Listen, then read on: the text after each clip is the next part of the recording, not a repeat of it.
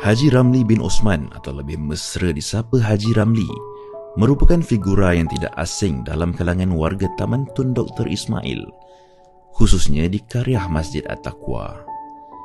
Anak kelahiran Rembau Negeri Sembilan ini mendapat pendidikan awal di Ipoh, Perak. Lahir di Rembau Negeri Sembilan, sekolah sekolah di Ipoh. Pasal bapa saya masa saya kecil dulu dia ditukarkan ke Ipoh dan terus sekolah Melayu di Central Malay School Ipoh pada tahun 47. 49 saya masuk Anderson School Ipoh. Memulakan kerjayanya sebagai seorang guru sementara di Government English Class di Bota Kanan pada lewat 50-an, Haji Ramli kemudian bertugas di Pejabat Koperasi dan Pejabat Pendaftaran Negara selama beberapa tahun sebelum kembali menyambung pengajian dalam bidang sains pengurusan. Saya pergi kursus Diploma Management Sains di Intan dan lepas itu saya masuk pegawai tadbir Melayu dan seterusnya menjadi pegawai PTD dan ditempatkan bekerja di Intan. Minat dalam bidang pendidikan tidak terhenti di situ. Haji Ramli banyak merantau ke negeri orang demi menimba ilmu dan mencari pengalaman.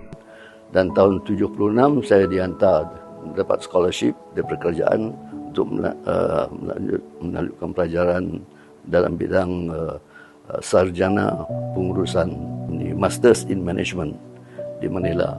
Haji Ramli juga berkesempatan untuk mendidik anak-anak muda di Manila, Filipina. Pada tahun 70-an, beliau bertugas sebagai tenaga pengajar di Development Academy of the Philippines selama 6 bulan. Pasal saya mula-mula pindah ke Taman Tun pada tahun 79 dan pada tahun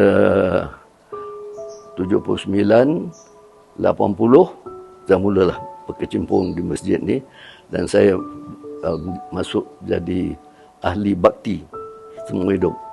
Pada awal 80-an, hanya sebuah surau didirikan di kawasan perumahan Taman Tun Dr. Ismail untuk kegunaan penduduk mengerjakan ibadah serta solat Jumaat. Atas inisiatif beliau serta rakan-rakan yang lain, satu jawatan kuasa pembinaan masjid ditubuhkan oleh Jawi pada tahun 1987. Menurut Haji Ramli, mencari lokasi yang strategik untuk pembinaan masjid bukanlah suatu perkara yang mudah kerana banyak faktor yang perlu diambil kira. Masjid siap tahun 90. Tahun 96 saya dapat pula ni sebagai jadi tauliah untuk jadi imam di masjid At-Taqwa dan seterusnya saya dapat bertaliah untuk mengajar Al-Quran. Boleh katakan saya yang paling lama sekali di masjid dan tidak ada masalah dengan orang kampung. Dan saya sampai sekarang tak ada pula orang yang tak dalam maknanya musuh dengan saya tentang di masjid. Menurut Haji Ramli, sikap beliau yang kurang berceloteh mungkin menjadi antara sebab dirinya disenangi ramai. Tujuannya ke masjid mudah, bersolat, mengajar Al-Quran dan menyertai program-program keagamaan. Saya bercita-cita untuk mendapatkan seorang imam yang hafiz. Pasal masa itu kita di Taman Tun ni ataupun di negeri kita banyak surau bila sembahyang tarawih semua imam hafiz membaca Quran apa semua kan. Jadi saya dapat, alhamdulillah, saya usahakan dengan Jawi, saya dapat imam yang pertama, imam yang hafiz Al-Quran. Sehinggalah sampai sekarang ni boleh kata imam-imam kita yang banyak, imam beratib semuanya hafiz Al-Quran. Imam-imam kita di Taman Tun ni boleh katakan apa? Maknanya boleh katakan terbaiklah. Saya berasa pada diri saya taklah orang yang paling layak rasa menerima untuk hadiah tu. Tapi saya mengucapkan berbanyak-banyak terutama sekali kepada imam-imam yang untuk mencalonkan saya dan saya berasa amat terharu lah.